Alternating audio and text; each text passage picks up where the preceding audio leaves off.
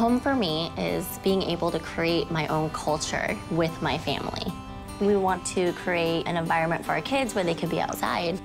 So I'm Uyen. I am a business owner. I make children's clothing. And for me, it's important that it's functional, not only just in wear, but in looks. You know, I want the best of both worlds. And I think that designing an outdoor space is the same thing. Let's look at the different colors.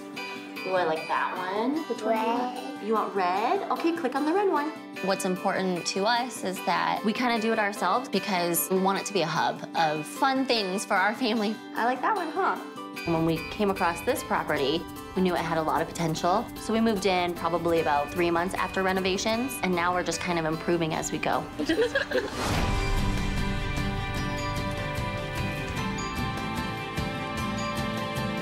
I feel like I have a voice. And being a creative designer myself, it's nice to have input in products. Oh, that one's pretty. Where I can customize it to either the color, the style, the look, the pattern, and make it my own, which is kind of a really cool process to go through.